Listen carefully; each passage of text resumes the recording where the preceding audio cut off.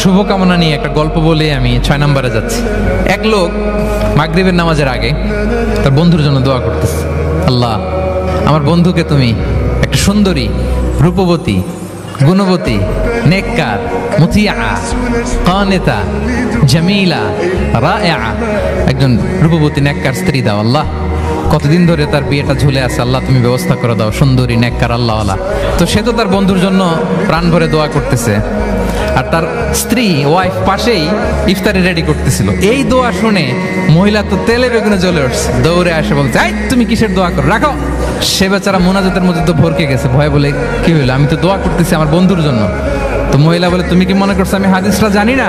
অন্যের জন্য কোনো ভালো দোয়া করলে আগে যেটা নিজের জন্য কবুল হয়, তুমি মনে করছো আমি জানি না? তুমি ভাবছো হাদিস শুধু তুমি একা জানো, আমি জানি না? না, কি সব দোয়া করো এগুলা? আল্লাহু আকবার, আল্লাহ রহম করুক।